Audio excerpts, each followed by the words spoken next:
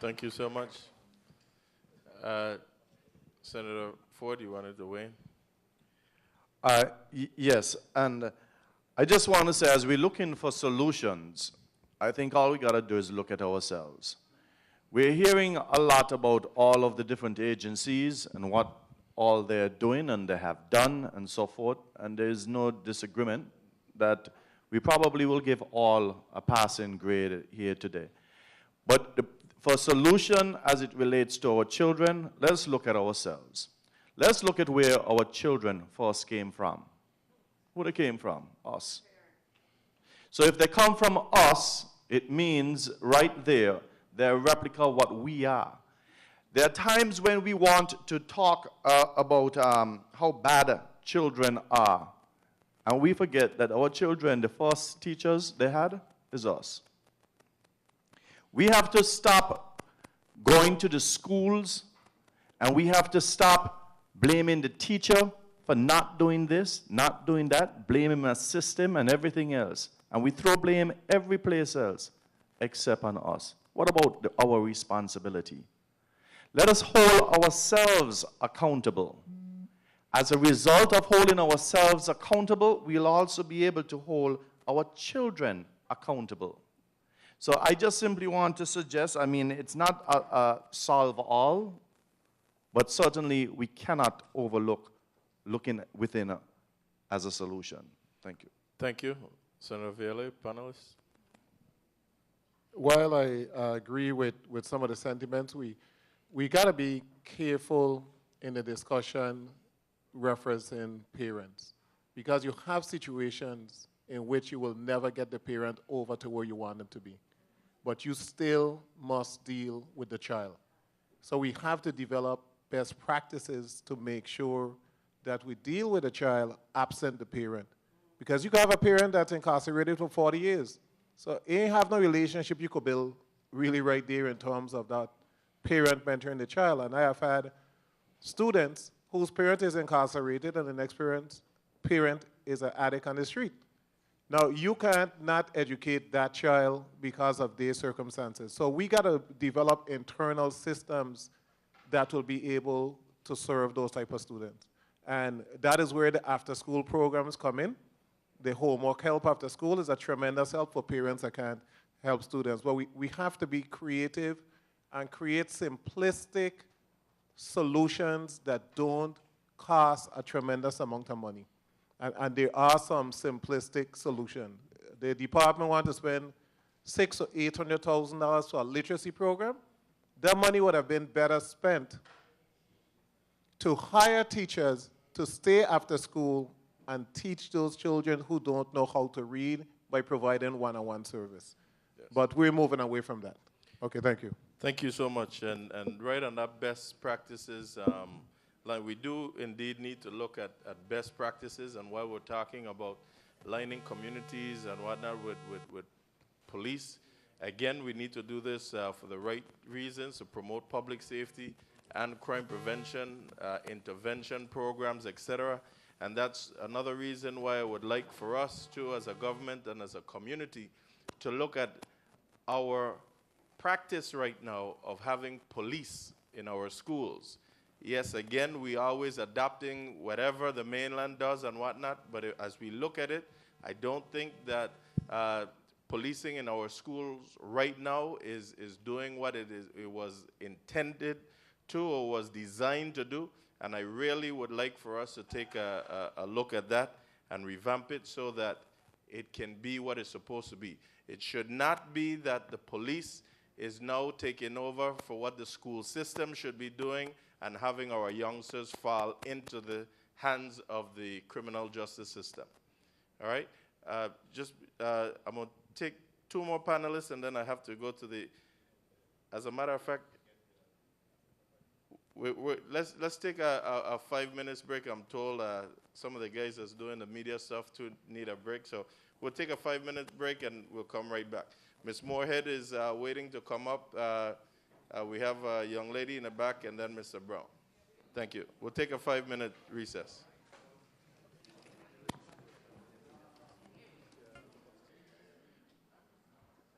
panelists, as we move forward, I know that at least two of the panelists had their hands up. Mr. Finch, Director Christian. We'll just hear quickly from them, 30 seconds, and then we'll move to Ms. Moorhead. And we want to focus on getting some input from the community who is here to participate, and they'll pose their questions. Commissioner Finch, you wanted to add something? And Sure. then Director Christian.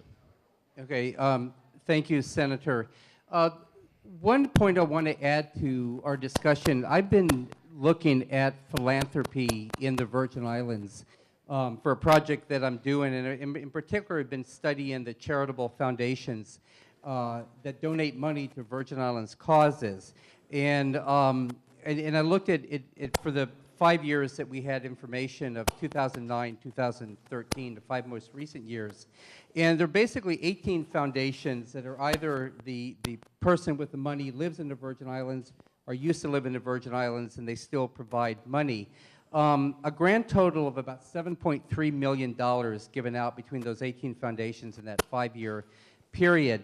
Very, very little of that money go into human service type programs. The vast majority go into education programs. And this is there's a lot of reasons for this. It takes I know a lot of them, but it takes way longer than 30 seconds. But one of them certainly is people feeling that youth in trouble, that's the government's responsibility, versus private schools and arts and cultural, that's the private sector responsibility. But there's some opportunity in there because the vast majority of the money does go to education. And as we're looking at a pipeline of education to prison and the intervention of that, there might be some opportunity in there as to some of the private dollars that are going to education and not going to human services to direct them some. I've started having conversations with Dee Brown about this from her role as a community foundation. And I think it's just a conversation we continue to have. And I have one other point, Senator, but if I can keep going? You may wrap it up with that, with one other point.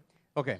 As we look at programs, and going from what was said earlier about we don't need to reinvent because we have a lot that exists. There are 3 types of programs. There's the prevention programs, the crisis intervention and early intervention programs, and the intensive intervention.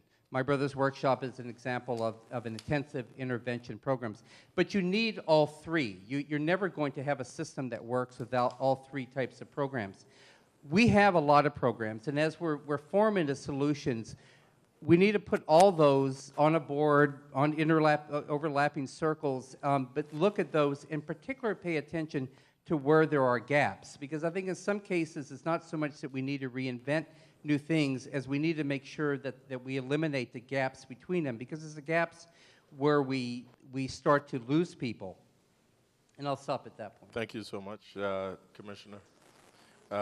Director Christian? Yes. Yeah, thanks, Senator. And I agree with Commissioner Finch with some of the things that he's saying. I think that we need to have early intervention working along with prevention. Now, I know that the Department of Public Safety, has a weed and seed program. And I know in the past that weed and seed program has reaped a lot of benefits. I know in Grove Place they had sewing classes, they had home economic classes, they had computer classes. These are some of the programs that I think that we need to get back to with these youngsters. It's an after-school program, and I think that if we can return to some of those things, I think that we'll see a change. We begin to see a change. If we go into various communities and implement these weed and seed programs where we have these different type of activities for the youngsters, I think that it will reap benefits for us. Additionally, if you look at programs such as Little League and stuff like that, these are things that I think that we need to maybe try to find a way to fund and try to get our youngsters, male and females, into these programs, because as the Little League president for several years in the past, I can tell you of individuals who have came out of Little League and have proven themselves. And one that comes to mind right now is Betty Wilson's son, Francis. He just returned from. You could look at Miss Yvette Ross. She was a female And I'm just showing those two because the league and some of these programs are not just for males alone. Females also take part in these things, and it makes them, it molds their life, it molds their career, for them to become outstanding citizens. Right. And today she's Attorney Ross, and today he's retired military, Colonel Francis, or General Francis, yes. Now we'll hear from Ms. Mary Moorhead, and at this time I'll also transition to Senator Francis to come back to the podium. But Ms. Moorhead, you're recognized. Oh, thank you. I wanted to just, as the specifics Mr. French did not point out, with the, whether it was private or public school, with all those donations in education, because it makes a difference. It was almost all private. Oh, okay, there we go. But at any rate, and also I wanted to point out, and Mr. Christian touched on it a little bit, that when we talk about after-school programs, we need to get them, and maybe the senators can direct it in their legislation, to have the nonprofits focus them in the communities, because what you have, like Senator Villa said, you have parents who are not supportive of the children, and therefore the children can't get to the programs, even though they might be in their schools, because you have transportation problems. But we have a lot of community centers in all our different houses that are sitting there locked up and empty. So if you're going to give them money, try to write it in some kind of way that they have to put the program in a community center, in a house in the area. And I wanted to get to also the situation with the academically talented, if we could maybe have one in each area, one east, one west, one thing. Because when you go into the schools and you visit, you'll see the honor roll, principals honor roll, that take 2 pages, 2 sheets of paper, stuck advertising the children's name. But as you go to the higher grades, the number comes down, because we're not challenging those children, and that's what they really get bored and disgusted, and because we're really not addressing their needs. I wanted to point out that that's the main purpose I was coming up here. I am not at all for police in the school. I totally object to that. I have seen it in the years that I was in high school, at Central High School, that all happens is when that police is on place, he takes over. And the principals just simply let it go because they're glad to get rid of the problem. And that is the pipeline. Yes. Okay? So if you want to make sure that the pipeline is eliminated, get those police out of the schools. When they need, when the incident applies to them, they can be called. But anytime they are stationed there, and I really was disappointed to realize and understand that we're stationed, the police now in the high schools, and preparing to do some memorandum of agreement with them. I don't care what the memorandum said. They're going to take over, and the principal are going to let them. And immediately that child then has a record, and that's the end of it. So please, don't put them in. Thank you. Thank you very much, Ms. Moorhead. I think thank you from all the individuals that just spoke. Yeah, we'll get to you, Commissioner Richard. I know you're dying to respond to that, but I just wanted to thank former Commissioner Franz Christian, from Director of LEPC, Mr. Chris Finch, and also Ms. Moorhead for their recent comments. And I'll allow you to respond, Commissioner Richards, but I truly want to move towards the gaps that we're seeing and some of the interagency collaboration that needs to occur in order to really come up with some solutions to the problem that we're experiencing. So I'll give you a quick minute. Commissioner Christian. Thank you very much. Commissioner Richards, 1 minute to wrap up. First of all, let me just say this. Yes, there is going to be a MOU with the Department of Education, but the MOU will not require me to station police officers in the school permanently. I believe we have monitors in the schools, okay? My officers can patrol, but they will not be stationed in the schools. And the MOU that I have don't suggest that. But they're stationed now. Well, I know I'm seeing them there, but I'm saying that the MOU will not allow them to be in the school permanently. All right, quickly, as we move on to the next segment, and in terms of solution, I wanted to hear from 2 individuals, certainly from the alternative school, Mr. Soames. in regards to some of your real-life experiences that is occurring right now at the alternative school, and also from YRC. Chief, if you could just speak to some of your experiences in YRC, some of the experiences that you have been discussing with some of the inmates or the detainees, they should be called. Currently, if you could just come up to the podium, or we could pass the mic to you, and then we'll get back to you, Ms. Coggins. Good afternoon. Good afternoon. My name is Juan Torres. I am the acting chief at the Youth Rehab Center. I am there at the department for 18 years. I started as a simple officer, worked my way up, and now I'm the acting chief. I'm hearing everyone mention YRC, and just want to let you know that YRC has always had a bad stigma, a bad reputation. And I think we are doing a hell of a job with the residents, we call them residents, at YRC. I said that to say this. These two guys that were here, King John and Tyler Eugene, they were problem kids when they first came in. They left, it was a joy to deal with them every day.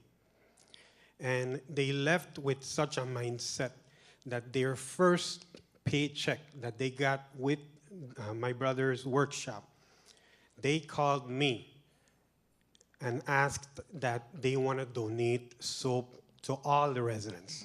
Amen. The kids came back with 2 bags full from Kmart with at least 15 to 20 8-packs of soap to give to everyone. That made me feel good. I mean, it's really impressive, and the public, they hear YRC and they're like, oh, no, I don't want to deal with them. Those are bad kids. No, we have kids that have done some terrible crimes, but not everyone is like that. Second, we have to, as males, we have to end this machismo stigma that we have, especially with our male sons. I said that to say this. I had a conversation with 6 residents, and somehow they asked me if I hug my son. I was like, sure, I hug my son. I said, don't you hug your dad? They were like, no, I am not gay. I'm like, what does that have to do with being gay? That has to do with you loving your dad. So, you know, they sat down and they're like, well, we were never taught this coming up. So, you know, it stayed ingrained in my mind. And that's some of the fortunate ones that actually do have fathers in their life. But then others don't. They only have, you know, single mothers growing up. And next problem that we have, visits. If we have 5 families or 5 mothers that go every Saturday and Sunday, that's a lot. Other kids don't see their parents the whole time that they're there. It's sad to say, but it's true. I had several encounters with kids calling me back. The last one, he was going to be released. When I was a sergeant, he's like, Sergeant, I need to speak to you. I was like, okay. Privately, please. I said, all right. I took him to the conference room. He's like, listen, I need to speak to you on a one-to-one basis because I need to let you know how I feel. I was a supervisor who go by the kids, hey, what's up? You know, every day, just to say hello. I didn't know that that meant so much to them. He wanted to let me know before he left that he appreciated everything I did for him and that he would like to give me a hug.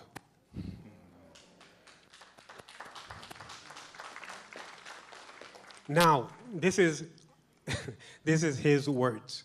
Now, Sarge, I want to give you a hug, but I know Auntie Man. I was like, that doesn't make you gay. He's like, can I give you a hug? I said, sure. He gave me a hug, and that was it.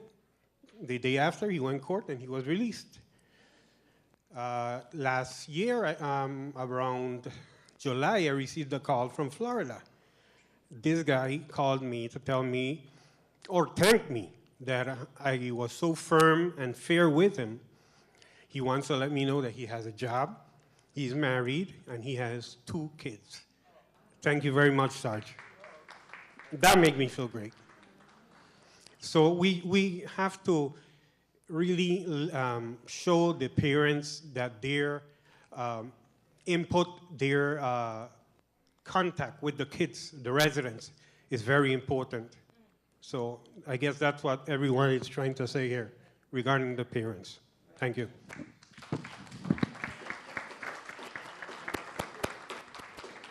Thank you very much for that, Acting Chief Torres, again from YRC.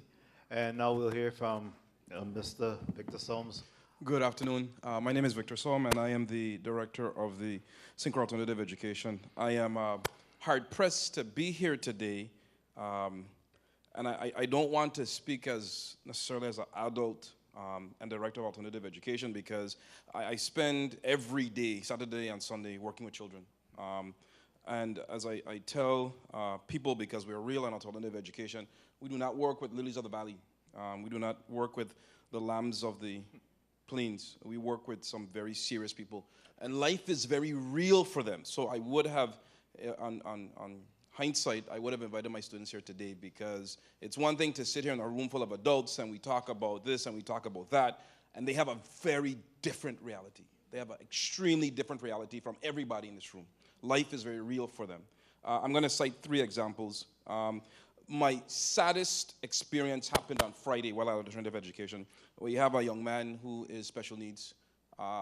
His grandmother recently got married, put him out of home, and I had to take him to Bethlehem Shelter on Friday. And it was sad for me, because I spoke to my parents, and I have never known what it means to be hungry, as you can tell from my size. I have never known what it means to be homeless. I have never known what it is not to have my parents, even though I'm a year and 8 months away from being 50. I've never known what it means not to have my parents' support in anything that I do. And this young man does, and that was extremely sad. And this is real. On Sunday afternoon, there was a fight that the Commissioner of Police may be aware of. There was a fight at the Rudy Krieger ballpark. And this speaks to families, and this speaks to what happens in our community, and the reflection in our community, and the impact that these things have in schools. So on Sunday afternoon at the Rudy Krieger ballpark, there was a fight over cockfighting. And we found out about it because that fight then reoccurred on our campus yesterday afternoon. And then the third example, I saw Senator VIUCEDD on Saturday at the job fair at Innovative, and I was there not because I was looking for a job. I'm quite happy with what I do, but I was there because I had a student that graduated last year from the educational complex. He's taking care of his mom. He's not able to go to college at this time. So we went there, we took him there to try and help him find a job, only to be disappointed because he couldn't be employed in the new casino because he's not 21. So as I stand here, I am ever mindful that this is wonderful. But if you put yourself in a child's mind, and a child at YRC or a child at alternative education, this is not real. So for us to sit here today and talk about what we're going to do, we need to include them in a part of the solution. And we should have had students here today, and I'm sure that when Senator Francis does that, we will have them, because life for them is very real, and life for them is quite different than any of us can ever expect to understand today. And then lastly, there is some good news. We live and work every day on the motto that just save one. And so I'm very proud to say that as hard as this job is, and it requires 24/7 in terms of attention and work, we do have our successes. Small, but we have our successes. When we are able to transition students back to their home schools because they are able to function normally. Alternative education is not a prison sentence. The intention is that they deal with their maladaptive behaviors sufficiently so that they can keep themselves in control, they can reduce anger, not resort to violence. And so at the end of the last semester on February 2nd or 3rd, we're able to transition 3 students, 2 at Central and 1 back to Complex. It may seem small, but every transition is a victory for us. And that's the reality. And I'd like to thank Senator Francis for having us here today. Thank you very much. Thank you very much. Again, those are some of the real life stories, and I must say that we, in fact, had some students that were supposed to have been here from the schools. They were invited, they called and actually RSVP. However, today was our early release day, so we had a cancellation late last night or early this morning. We got a cancellation of those individuals. Again, we want to spend the next few minutes that we have here talking about some of the solutions and how do we move forward on this. And I'll ask Ms. Joy Peterson if she could just come up and start to make note of some of those solutions as we speak on those, and address the gap issue that we heard about. You know, how do we move forward? And when we having this conversation, I want you to be mindful that we're talking about individual in the pipeline. Because we really want to make this relative to the school to pipeline issue, is that we're talking about kids that may lack meals, may lack proper clothing, may not know where the next meal gonna come from. They don't have a father figure in their life. They're up against, I have even encountered some of those individuals as they prepare for interviews and those things where they don't even own a long sleeve shirt. They don't own a tie. And you know, we're talking about the basic quality of life needs that is truly a void in these children's life. They lack love. They lack attention. And we know, especially boy children, we know how much attention we need. And there's definitely a void there. So just keep in the back of your mind as we address the pipeline issue, what we're up against, and how do we bridge that void and bring them across to develop the bridge that we heard about, so meaningful. We also have the issue of truancy. We didn't talk a lot about that today, but that is a big problem. Individuals that's truant and then go into the community, whether it's by expulsion or suspension, and you know, remain into those community without any guidance. We're talking about the lack of after-school program, and if I may interject, that this Senate, as a means to bridge some of the lack of programs within our school, did in fact identify some funds. And in retrospect, you know, we could have a conversation in regards to how that money is best funneled to these different organizations. But the fact remains that we try to bridge those issues in terms of the community, the many approach that we receive from community organizations that no longer receive funding because of lack of funding in the federal system, because of lack of funding in the miscellaneous voucher. We attempted to backfill that. And of course, there was an uproar by the community. We were visiting an opportunity to do that, but we intend to still, because this is a major void in our community, we intend to ensure that this funding gets to where it needs to be in terms of these after-school programs. All right?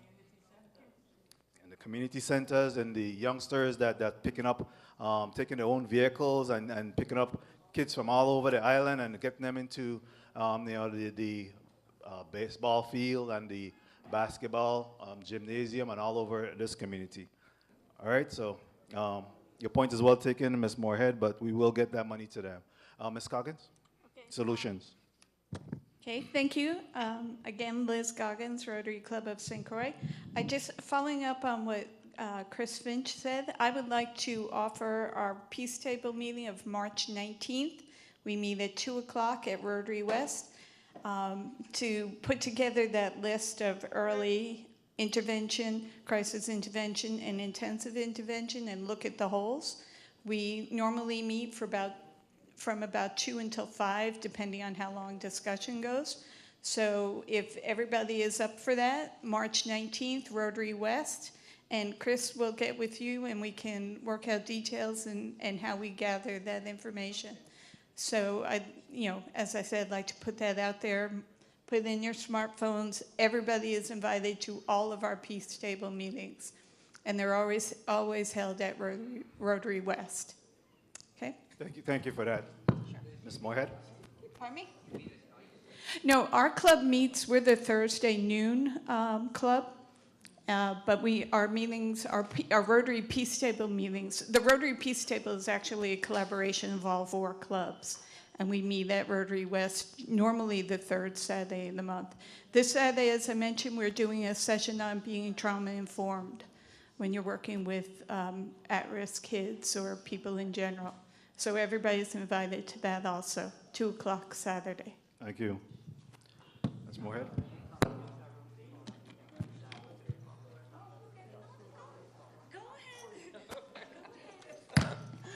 Good afternoon, Lisa Moorhead. There are a couple of things that concern me sitting here, because I've been here for 42 years, and I've been to many of these meetings, and I've heard similar things discussed, you know, and we sort of reinvent the wheel every so often. It's a cyclical thing. And I applaud everybody who's here. I'm certainly not condemning what we're trying to do, because we still haven't succeeded in what we need to do.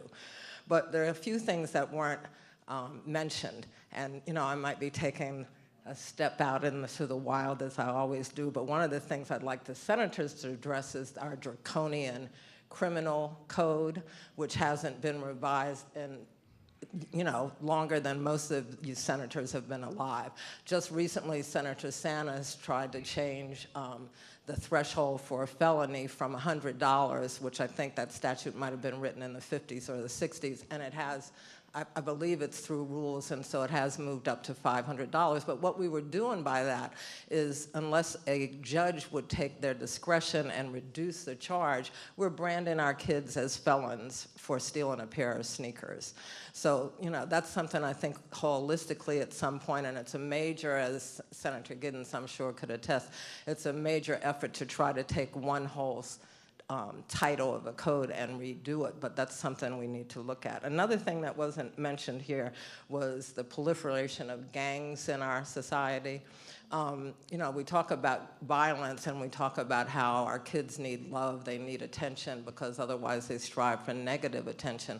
But, and somebody mentioned, I don't remember who it was, a couple of speakers mentioned the fact that not only are the males in the society have issues, but the females do as well. We have male and female gangs that run rampant on St. Croix, and those need to be addressed, because what these kids are doing usually is substituting a gang for a family. I mean, we know that, but somehow we don't address it.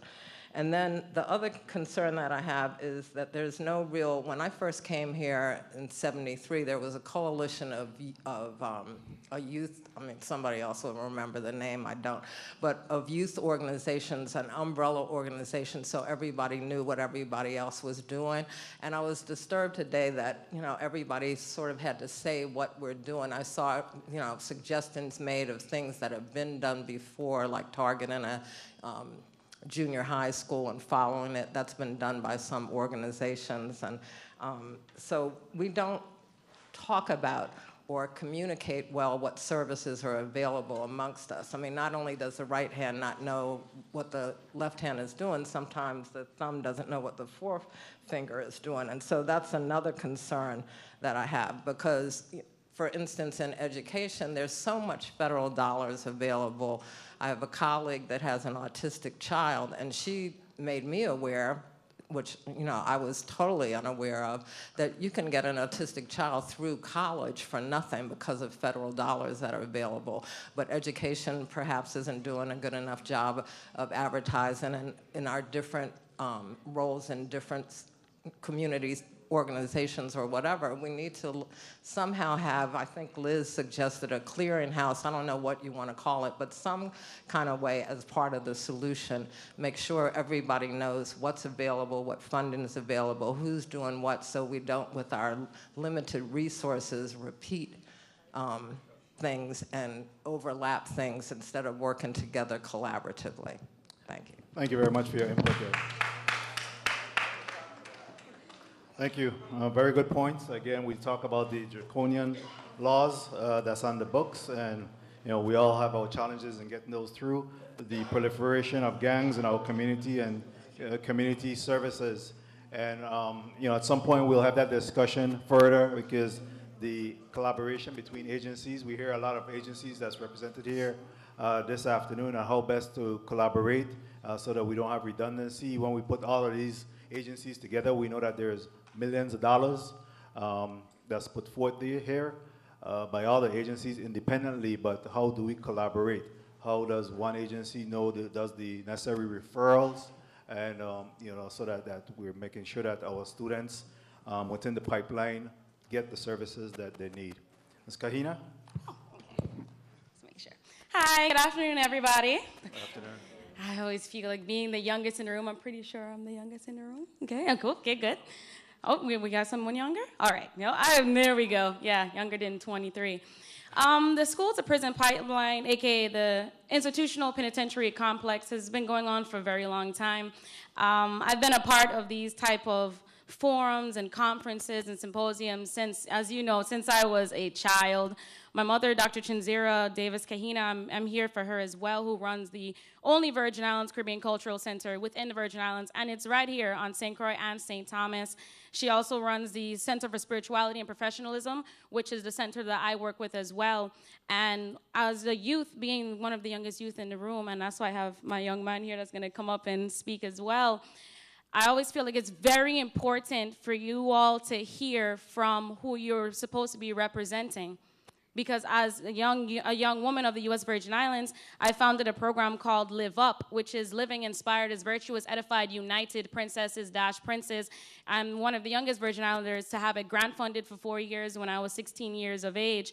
And I've taken this program all over the Virgin Islands, the Americas, and also in Egypt last year. And while I was working with over 750 young women and young men of the Nubian resettlement villages in Egypt last year, one of the main things was their need and their want and their thirst for education. And we look at our community right now and it's like, oh, there's youth don't want to be educated. Or I've witnessed it and I've heard it, teachers that want to be given pay raises. And I witnessed how they are teaching other youth like they're just a paycheck, like they're nothing. And that's right here in the Virgin Islands. So it's very hard for me as a young woman who has gone through a lot of these trials and tribulations, and only being recently 22 years of age, I can only imagine how some of you as educators must feel. And one of the main issues is that we have the whole ego vibe going on. And I can sense it being a young woman that stepped into this room. Ego's here, ego's there, and it makes it a problem because a lot of the people who you need to be speaking to are not in this room. And that's the reality of it. And I've been doing this work, and I hope that when I reach y'all's age, I know all of y'all are still young, that I'm still able to smile in the morning, because some of the cases that I've dealt with, only being 22, has scared me. Especially meeting young men and young women that feel like the only way out is to kill themselves. And that's some of the people that I met here in the Virgin Islands and also last year in Egypt. Because their want and need and thirst for education. As educators, and everyone in this room is an educator, you have to put passion in your teaching. When you walk into a classroom, even if it's not just a classroom, because everyone in here, if we have a family, we are an educator to our family. When we reach them and we speak to them, we put passion in what we say. We put passion and fire into their souls, and that is the only time you'll be able to educate them. Because they're not going to want to listen to you, especially sitting up with our nice suits. Some of us wearing nice suits, some of us wearing really nice skirts and dresses. They're not going to want to listen to that. They want to hear your story. They want to hear about the times you weren't able to pay your WAPA bill. They want to hear about the times you weren't able to put food in your fridge because the job that you have doesn't want to pay you what you're supposed to be paid. Why? Because it's not necessary right now. The young women and young men of our community is fed up, and you can witness it, you can see it, and I really like the comment that I heard earlier that was about the young women in our community. I've worked with thousands of young women and young men, mainly young women, and they are off the reservation right now. They don't care what anybody's telling them. Talk about education. The only thing in their brain is to get ahead of everybody else so they can still hurt the same people that hurt them. We have that right here. And that's a part of mental illness. So I'm going to close up right now. The main foundation for me is just holistic reform. That's what we're missing in our schools, in our community, in our lives. If it doesn't affect me directly, not a lot of people care about it. Everyone in this room, in my opinion, is family. When I counsel young women and young men, recently I took a group of young men, just some young men from Grove, brought them over to U.V.I, picked them up, brought them over to U.V.I to the Spirituality Center, which is open to everybody. We just sat down and we just prayed. Didn't matter who they prayed to. We sat down in silence and we prayed. 2 of the young men in that room started crying, and I told my mom, you have to take no pictures or anything like that, because that's not something you just put on Facebook. But that is something that those young men needed to do. And a lot of young women are crying internally and externally right now. So as great as these little events are, they're fantastic. It gets motion rolling. You have to include the young women and young men, the doers of our U.S. Virgin Islands community, the ones that are going to be here when all of you leave. Hopefully to retire somewhere on an island with a mojito, a virgin mojito in hand. But that's the important part. So again, my name is Inuma Dikina, and I'm one of the young Virgin Islanders that have been doing, that was raised around doers, and that has made me the person that I am today. So it's very important to remember who you're representing and how you have to include us when you are having anything that has to do with youth involvement, because we're the people that you're working for. Thank you. Thank you. Oh yeah, live up, gotta remember. Thank you very much for your input there, Ms. Kahina, and thank you for being the voice of the young people. And while you don't see them in the room, they're watching on TV. Certainly we are live as we speak right now, and this will be aired over and over and over again, so they'll have an opportunity to view this. Javon James? Yes, good afternoon. Good afternoon. Kahina was talking to me earlier, and she told me, come up. I said, all right, cool, I will come up. But I'm going to keep it brief. They said, honor thy mother and thy father, and thy days may be long upon the land. That's a true statement, and the reason why I say that, I wasn't always perfect. I was a knucklehead, and because of my mother and father, I changed my life around.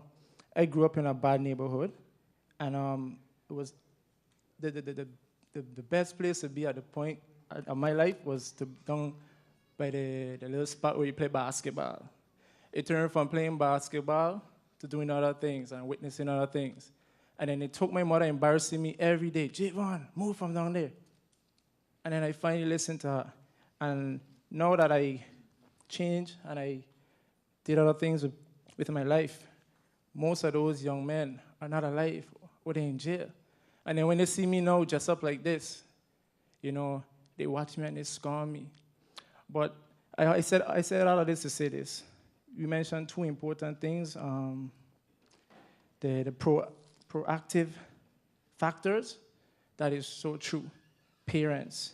And ever since I changed my life, I became a mentor, which is a second proactive factor. And yes, education is important. And I just have one question or one suggestion. And the one suggestion is to create a better system in the school where counselors and teachers can work together to better address the issues of at-risk youths and work with the parents of these children for more following up. You don't wait until it's severely bad and then just boom. And that's all I have to say. Thank you very much. My name is Javon James.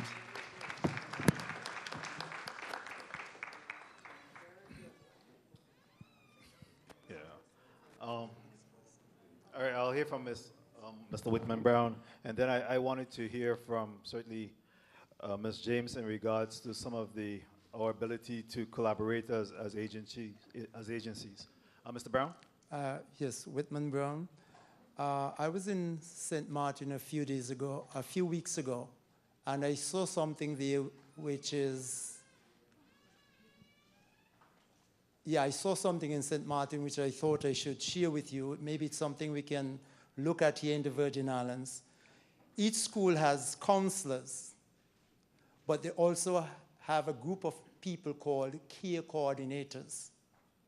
They work with the children who are having problems in the school to assist them in whether it's home problems or getting food or whatever it is. And I thought it made a lot of sense to me. A second thing I want to talk about in terms of the problem in the schools, I feel that one thing that in the Caribbean we don't look hard at is culture shifts that we're making. If you look at Caribbean schools, all Caribbean islands, the schools came out of churches. We shifted to public schools. And when we became public schools, gradually some of the schools, especially in the U.S. Virgin Islands, a lot of those traditional things that we had, we left them behind. And as our children try to make the shift, many of them are floundering because they're not doing the shift well. They're having cultural problems. And finally, I enjoy going into prison to work with people who are in prison. Not that I enjoy that they're there, but as part of my duty as a member of my church. I lead the going into the prison to work with prisoners. I was there just last Saturday, and there are Bibles in there that they have. And folk, one of the problems we've made, we've taken the Bible and religion out of our schools. I think it's something we ought to look at. Thank you. Thank you very much for that. Good afternoon. My name is Jill Cook, and something I'd like to talk about that I think really needs to be addressed on this island is the direct connection between animal abuse and crime. And it's rampant here in the Virgin Islands. There's so much abuse, neglect, and abandonment of animals. And kids that see this grow up without apathy. And it's really easy to abuse a dog or a cat or a chicken at the cockfighting rings, which I think needs to be shut down because it creates an atmosphere of violence. It's a culture of abuse with the cockfighting. Kids see this, and it becomes easy to then abuse people. The apathy and abuse spills over from the animals to the spouses, to the children, to strangers. It's a fact that convicted serial killers all started as children abusing animals. That's a fact. So instead of growing up in an atmosphere of kindness, the kids see this, and there's a direct pipeline right there. And it's something I think we really need to address here in the Virgin Islands. Thank you. Thank you very much for that.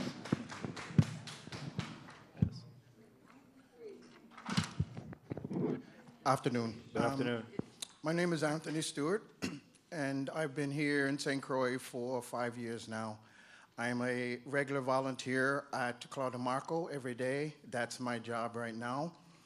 I want to tell you a little bit. Growing up in the States, in the projects, someone wanted to start a boys' club. They sent out forms, and most of the boys, it was for the boys, and most of the boys had their dads home, or some had someone there to take care of them. I lived in a household where alcoholism was rampant, and my stepdad was abusive.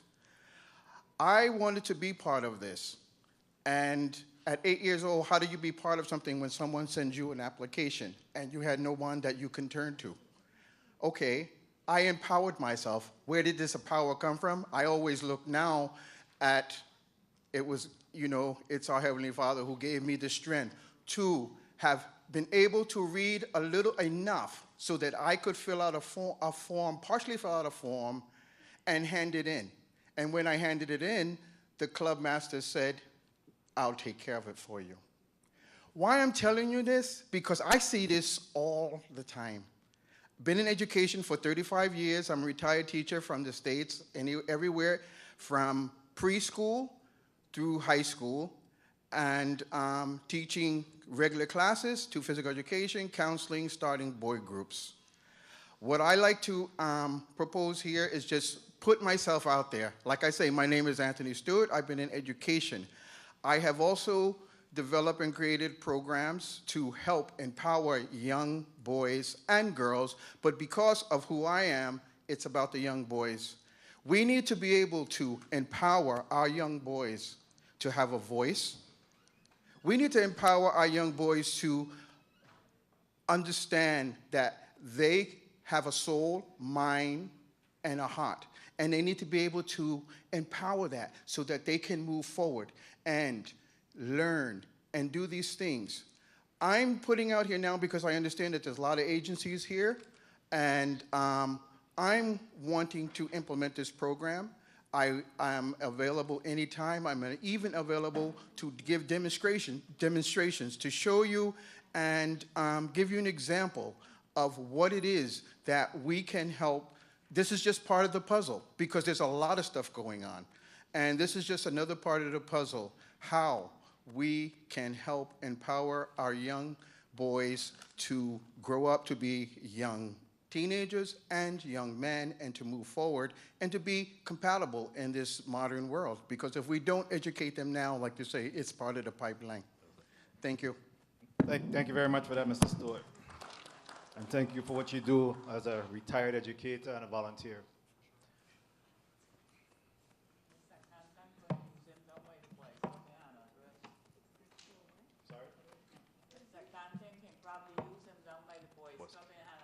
Okay, so he's there. You can mention that. Good afternoon. Good afternoon.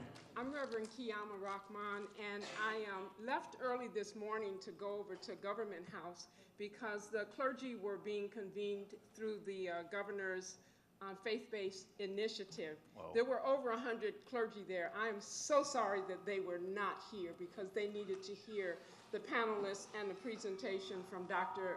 Mills. But so that brings up an issue of coordination. If we're going to have a multidisciplinary approach, we have to have coordination. Absolutely. I want to mention several things. The first one is peer counseling. I went to South Africa 22 years ago. I'm getting ready to go back to look at some issues around violence. But 22 years ago, they had peer counseling. It was absolutely amazing.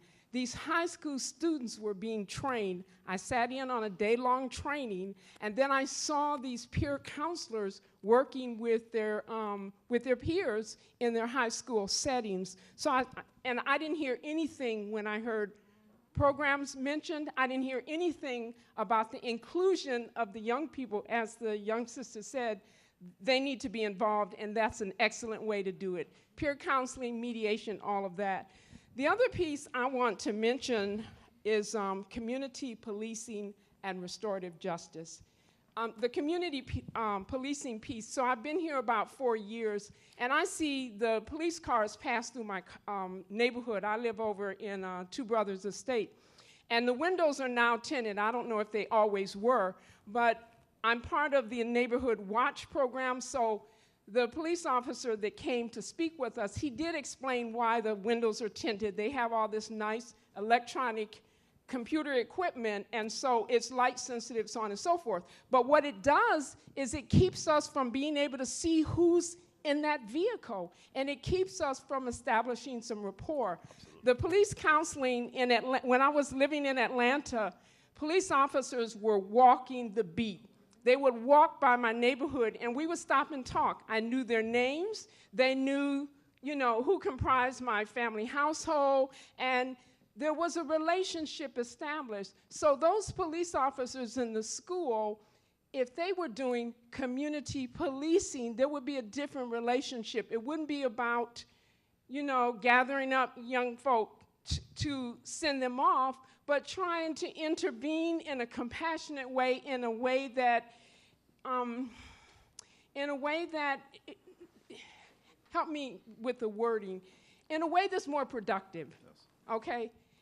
And that's where the restorative justice piece comes in. I don't want to go into a lot about that, but we've been using, I heard the term draconian, we've been using retributive model, where it's about retribution. It's time that we move into the restorative justice. The restorative justice model is being used all over the world, and we need to look at that. It's a more compassionate model. It really looks at all of the individuals, not only the victim survivor, but the perpetrator of the crime, and it looks at a different approach by the criminal justice system, so on and so forth. So I want to really, really encourage, and I'm sorry, Pastor Perry, that I missed your presentation, but I want to encourage the involvement of clergy, and that this gathering really, really think about how clergy can be involved in this whole issue. Thank you. Thank you very much for your input, and clergy have to be a part of this process. I certainly welcome that. And anyone else before we go to the panels? So Webster, you had something? I also wanted to hear from Attorney Joseph in terms of the apprenticeship program that's being offered. If you could just briefly touch on that. Go ahead, Mr. Webster. No, I was just getting ready. I was going to say I'm really excited to get to the conversation after Deanna in reference to collaboration, because we've been doing things on our end, and I'm hoping that when we get to that point, I could kind of tell you what's going on from not only a labor standpoint, but with other agencies as well. Yeah, so we're looking forward to that shortly. As a matter of fact, I want to be respectful of your time. You've been here since 10 o'clock this morning. So I'm hoping to wrap it up by 5 o'clock. I know that there's some senators that have a flight to catch before that because we have a 6 o'clock meeting on St. Thomas. But nonetheless, I want to be respectful of your time. Senator Nelson?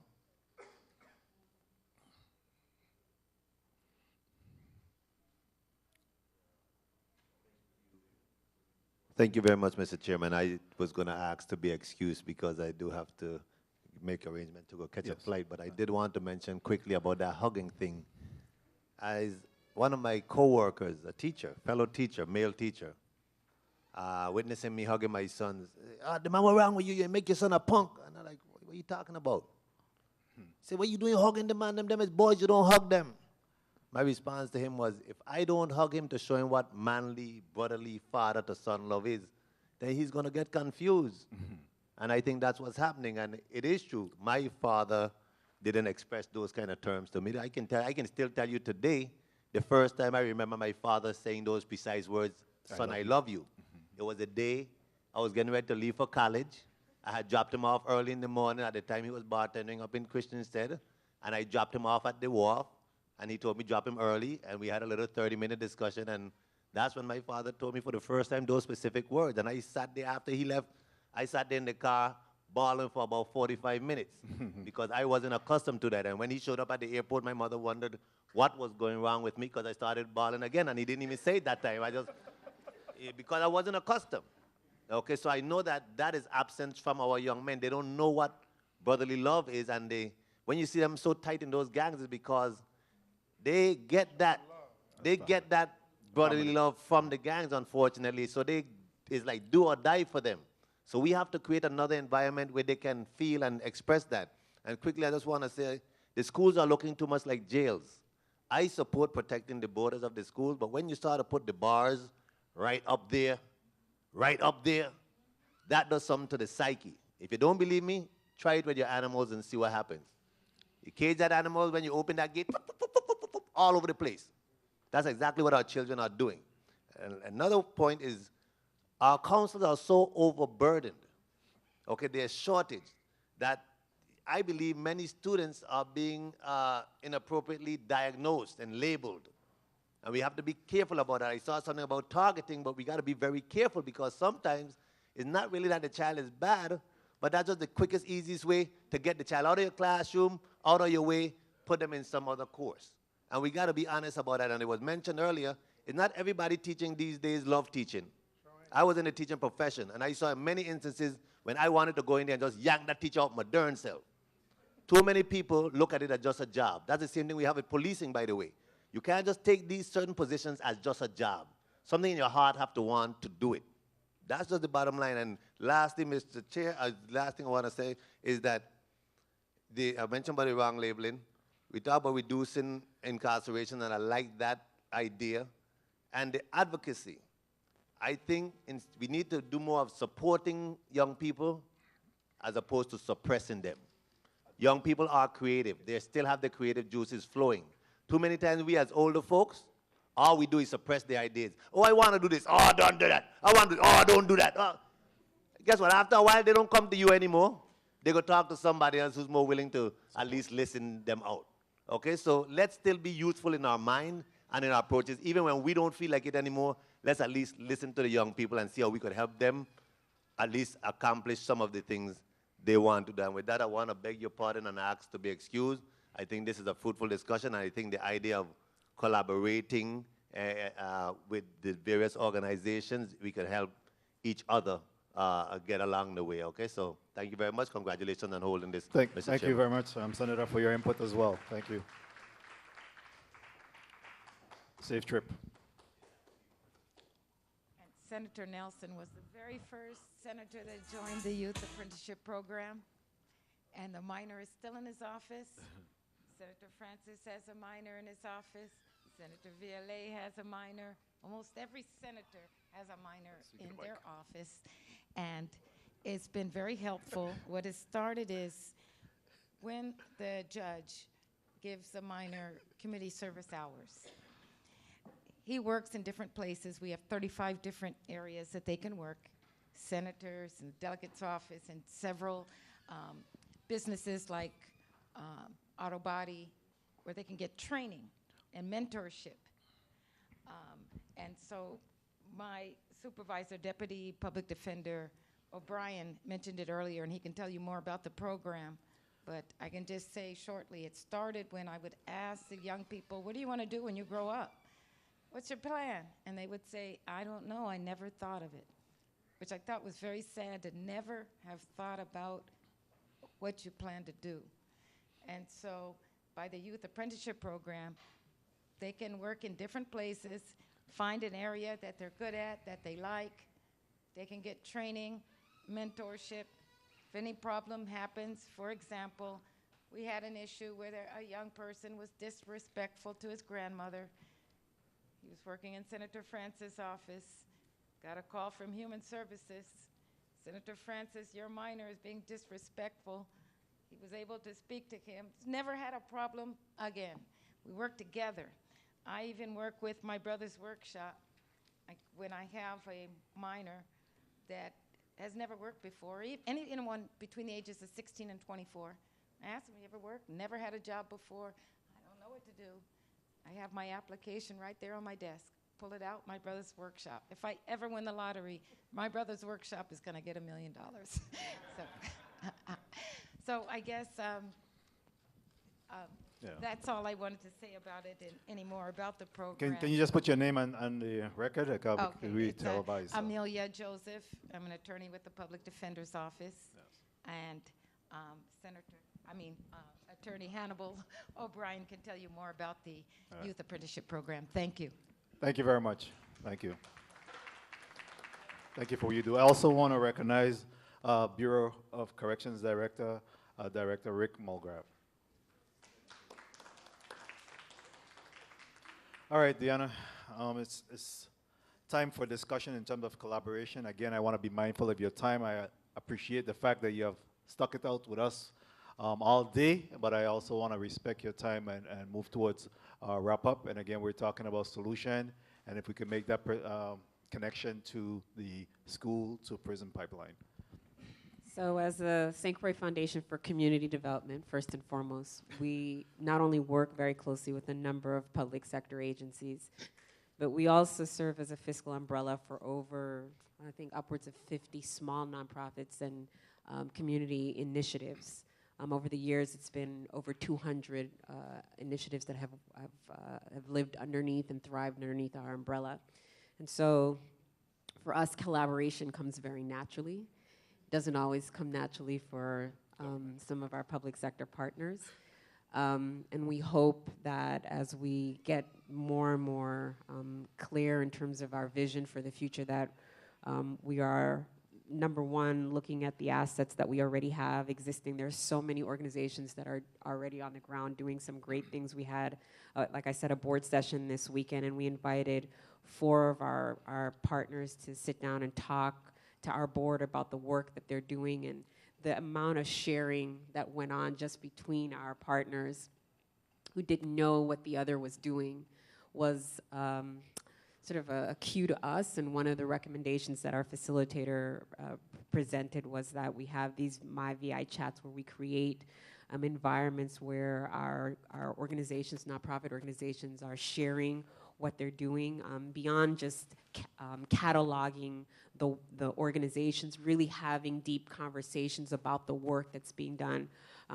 We left the session, almost everybody in tears, because to think about the volunteerism that's taking place in this community and the amount of people that are giving of their time and their resources to serve the needs of the most vulnerable in this community, it was a powerful experience. And so I hope that as we move this process forward, that there is alignment, that there is a focus on alignment and making sure that all pieces are connected to all pieces. And so that would be, the foundation is, we do it quite naturally, and it's our fundamental role and mission. So we are here to serve the cause as needed.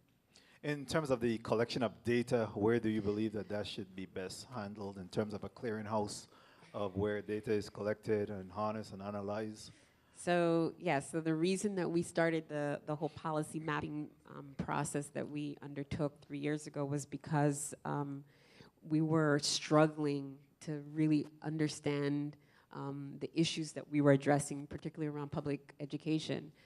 Because data was so hard and scattered to come by, we've had this issue with Department of Health when we've done intimate partnerships with them around AIDS and AIDS outreach. So we've been having some really deep conversations about working toward becoming a repository for data. We don't necessarily have the capacity to do it for all issues in our community. We're trying to work to do it around education right now. But recognizing that for us, just as an organization that support other organizations that write grants, you know, they're struggling every single day to even draft a complete application because there's such limited data in the community around some of the critical issues that they're trying to address. So, you know, how we do that, we believe we have some solutions, and that would be that a lot of our government agencies, I'm going to use health as an example, that are service providers that get out of the service providing business and focus their efforts on monitoring and data collection, which we think that that's their mandate to do that. And there are other, you know, organizations and businesses in the community that can provide those services. So those are some of the recommendations we've put forward. But the foundation is here to serve as a facilitator and a convener to try to bring all the disparate pieces together so that we can have a cohesive and coherent approach to resolving these issues. Thank you very much. And Director Christian, in regards to creating the repository of interagency that's responsible for what services and have a website or some type of design where individual in need know where that they could go into or tap into in order to be able to provide that information to the general public. Do you see LEPC as being the conduit for that purpose, or at least providing a grant to some one of these social service agencies that could actually be the repository where individuals that have the need for information could go to? Well, yes, Senator, I believe that if there's an agency who wants to house it and they submit the application, I'll assist them, whatever technical assistance we need to get the grant funded. Right now, LEPC is working and being the repository for the criminal justice records. Right. We have not completed that process as yet. So, but if there's an agency that wants to undertake this initiative, we can sit and we can discuss it. Thank you very much, Mr. Webster. Yeah. Good afternoon, Fernando Webster, Department of Labor. I think by having a centralized, database to store that information could be complex because you got so much different triggers that you're looking for. I think that when it comes to data collection, that's an issue, but I think just simple data sharing is an issue in itself. What I mean by that, LEPC, they have their database where they maintain and store criminal activity, correct? That's good. I don't want to tap into that. But if I was to be able to call them to get some data, I think it'll be fine. I think what we need to do is find someone or something that could coordinate data, not necessarily pump our money into creating one centralized database because we have so many different triggers that we're looking at. I mean, one thing that we're doing right now at the Department of Labor, and this is mandated by our feds, because right now the issues we have with data is not a local issue. It's a national issue. And with the current Workforce Innovation Opportunity Act, they're actually mandating that we have to partner with agencies such as Human Services under the VOC Rehab program, under Adult Education and Justice. So we've actually had steering committee meetings every Monday and Thursday at the Department of Labor of how we could do simple things such as enrollment. If somebody goes to Human Services through VOC Rehab and you know that they're going to receive services and eventually look for a job, don't wait till they complete something and get a certificate to say, go to labor and find a job. It needs to be dual enrollment included with wraparound services at the same time. So those are some of the things that we're doing, and we're doing it from an adult education standpoint too. Right now, currently what happens, somebody goes to adult ed, they have to do a TABE assessment. But yet we do an assessment at labor as well. Why are we replicating our services? Right. I think once we got thorough understanding, as Ms. Moorhead stated, Lisa Moorhead stated, that we understand and we collaborate with our services, we're going to leverage a lot of our funding. We're going to leverage a lot of, I mean, we all short staff. And when you look at it, as Scott Bradley stated, the individuals that need the services in our community to have the barriers, their barriers stretch laterally across various agencies. You know, so it doesn't make sense that after I put in $3 and he put in $5 and they put in $7, they put in $8, you know, it adds up. But if we sit together and realize, like, oh, well, all we need is $5 in all, we could get the solution done. I think we just got to find a better way to coordinate it. I don't think we have to create a whole new database to tap into. We just got to find the right players to share the data. Maybe a nonprofit agency might want to come to the forefront and say that's going to be their responsibility, or we create a separate division of our government to say that's their responsibility. You got BIT. This is 2016. Let's tap into all our databases. We're not typing documents and writing handletter memos anymore. We have everything electronically. Let's coordinate these things. That we want to gather information, we could gather it. I mean, I know that they have VIVIS going on right now. Yes. But I think that's only from an educational standpoint, if I'm not mistaken. We need to incorporate health, human services, justice, all these agencies. And we all talk about connecting this bridge. The bridge is not long, you know. It's a short bridge. We just got to make it happen. Yeah, we just got to do it together, that's all. Yeah. Thank you for your input. I want to open the floor for 2 final questions from the audience, if you so desire, and then we can move to closure. Any burning issues from the audience? If none, I'll ask Dr. Mills to come up and just quickly close off, and then I'll allow each of the panelists to give a 30-second wrap-up, and we'll talk about moving forward.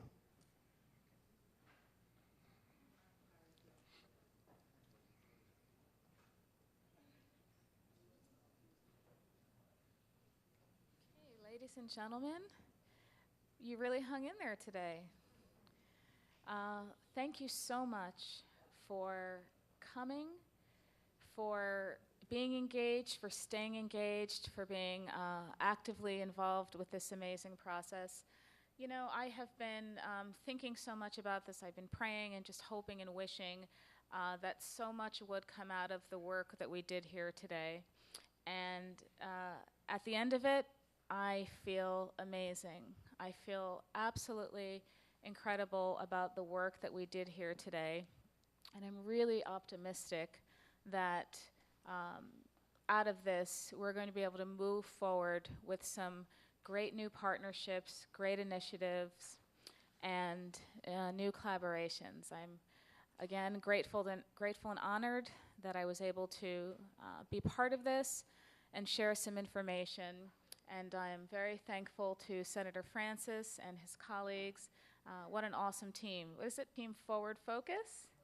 Team Focus Forward. What a great team. So thanks again, and God bless. See everybody soon.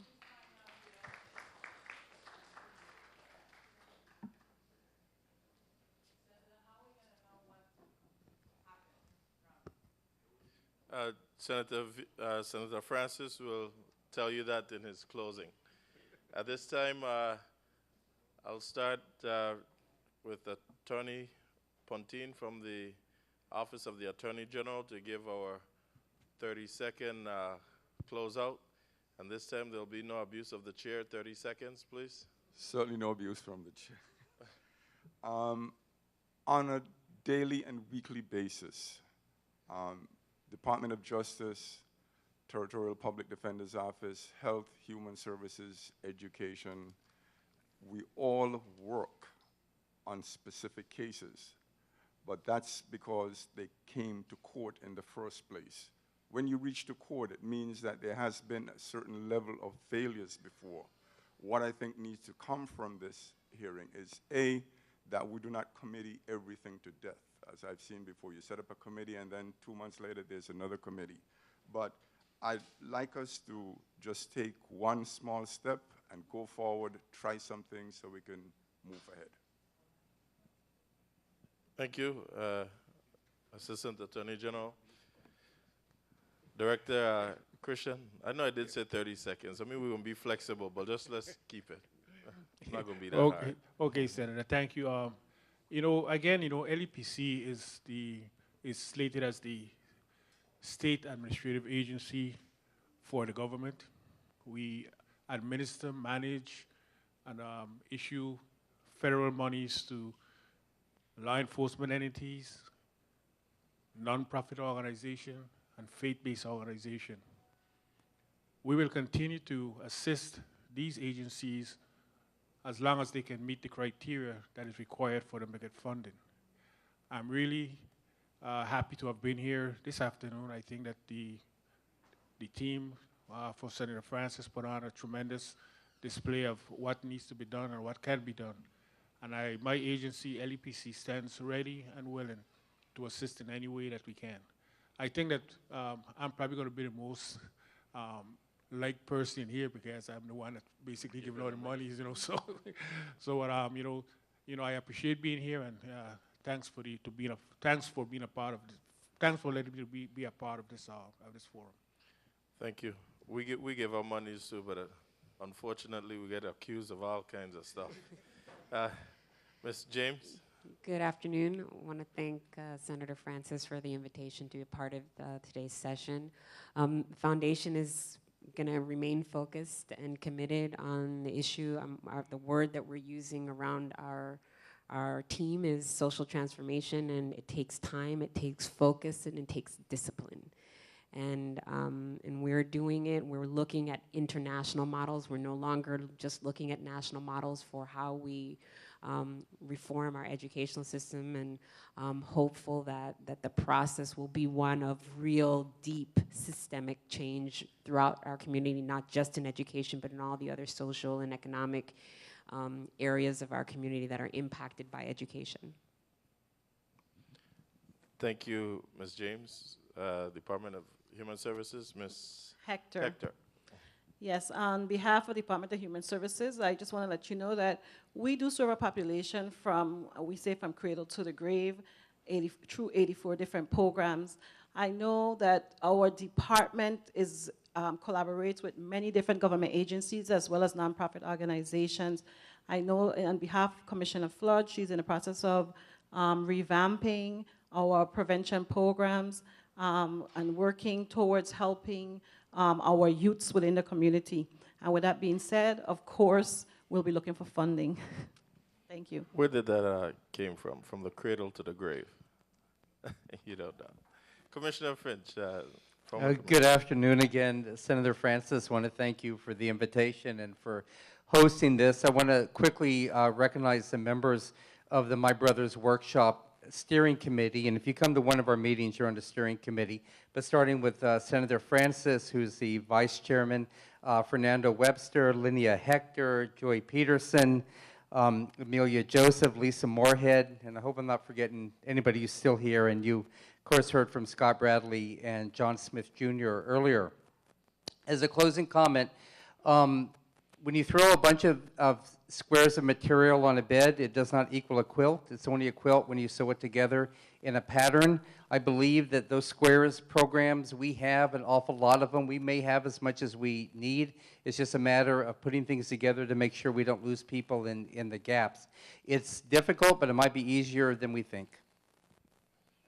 Thank you. Again, thank you, Senator Francis. From Victorious Believers, for the past 2 years, we've been going to YRC with the young ladies. Twice a month, we take them supplies out of our own pocket. We get no government funding. We buy them scrubs. We've adopted some. We take some to my wife and I take some to our house on weekends. We take them on vacation with us to teach the young ladies what a father means, because they're there, some without fathers, and that the importance of their bodies can't be their tools. Since last April, we've been looking to get into the housing community with a feeding program and after-school program. We said in last April, it was just December when we got back a response from somebody to help us get to the housing program. It costs no money for them to feed or to have us come in and do after-school tutoring, things that we want to try to do for the community. So I'm more than happy to collaborate with whomever wants to do it. And again, we get no government funding at all. We do it by the generosity of the members that attend Victorious Believers Ministries that has a care for the community. Thank you so much. And I was just thinking, Director Christian, you should have corrected me. We don't give out money, we appropriate money, right? Before I get in trouble, let me just be politically correct. Attorney O'Brien. First of all, I'd like to say on behalf of the Department of the Territorial Public Defender, I appreciate the opportunity to bring our concerns. Of course, the thing that we would say is the easiest way to bring down the number of young people being implicated in the system was simply revamp your criminal code. Ms. Moorhead left out this one little aspect. If I take a napkin out of Senator Francis's pocket, that's a 10-year felony. Okay, so we have increased ad nausea the ways in which we put people in jail. We have a 2-strike and you're out code. Every place else is 3 strikes and you're out. So if you're really serious about lessening the number of individuals, we have to do 2 things. One, revamp the code. The other thing is exercise prosecutorial decisions judiciously. And what that means is do a better job of saying what we're going to prosecute from what we're not going to prosecute. Thank you very much. And we understand who the prosecutors are, right? Chief? Good afternoon, and extend thanks on behalf of the Bureau of Corrections for the opportunity that you gave us here today. And just to reiterate on what I said earlier, funding is needed to expand on our vocational and educational projects that we have, because we can teach them funding and collaboration with different agencies, such as labor and the Department of Human Services, because we can train them, but once released, they need places to stay and jobs. And thanks for the opportunity. Thank you. And that collaboration from your department with those agencies are key as well to be able to reintroduce those individuals back into our communities. You recognize youngest person on the panel. Thank you for recognizing I'm the youngest person on the panel. No, just to piggyback off of what you said, one of the things